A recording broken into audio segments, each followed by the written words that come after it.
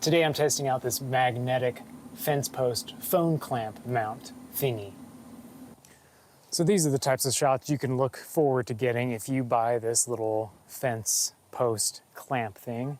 Check it out. You know, you just walk away, walk away from your phone, leave it there. Someone's totally gonna steal it. That's all right.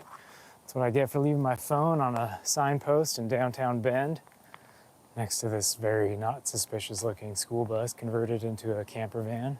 Hey, it's for sale. Sweet. Yeah, so this is what you can expect the whole phone clamp thing to look like once it's attached to your fence. It's really actually pretty sturdy. It's not bad. Yeah, that's not too sturdy. Definitely opens up the doors to getting a lot more creative shots, that's for sure. Here it is on a rounded pole, still offering pretty dang good grip and security there.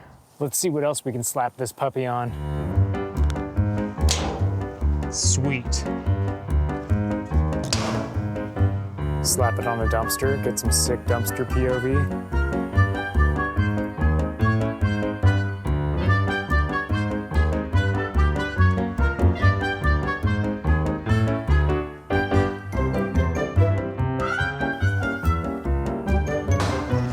That's on there.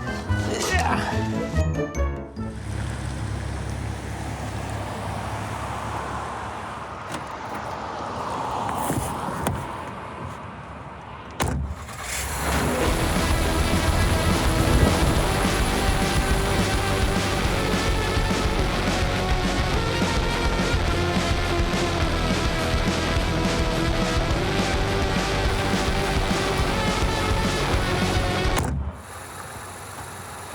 Thank goodness it's still there.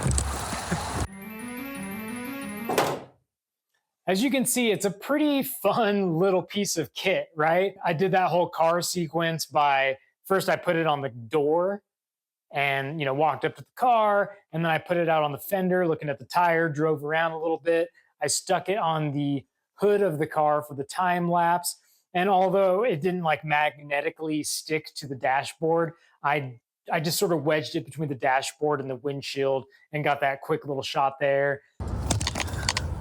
Got out on the side of the road, stuck it to a sign, drove away from my camera, drove past it, parked, ran back and got it. It was a lot of fun. I had a lot of fun with this. I wouldn't call it a necessary piece of kit, but it's one of those things that you get that just sort of makes you think creatively and allows you to get shots that you normally wouldn't get with like a tripod, a monopod, or anything like that. The things that I don't like about it on this particular model, the hinges are just loose. There's no dampening, so they just sort of flop. And I don't like my camera gear to be floppy, right? I like it rigid and hard and firm. The magic arm is also a real pain in the ass. I've never used a magic arm before. I imagine there are different, better magic arms. That one's just a pain in the butt to use, which is why I will be switching to something like this Ulanzi MagSafe phone mount.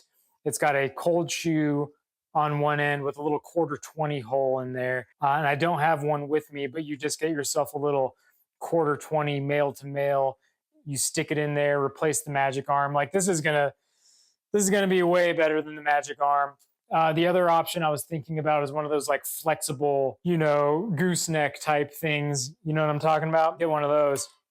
So I think that this product and the people who made it are kind of selling themselves short by calling it a fence mount, like a magnetic phone fence mount. Yeah, you can mount it to a fence pole, but that's such limited thinking.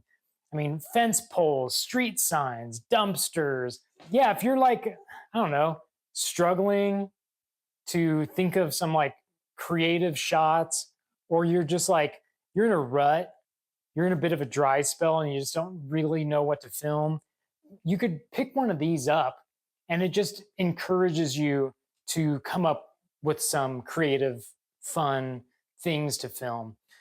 This particular model, I don't remember the name. They all have random names. This one is more expensive than other ones. So I don't know, look into one of the cheaper ones or make something yourself. I don't know, it can't be that hard, right? Like a door hinge, drill some holes, stick some magnets, boom, bang, pow, you got yourself a magnetic phone mount to stick on fences and other things. All right, I don't know if there's really much else I can say about this. It was a lot of fun playing with it today, and thanks for watching.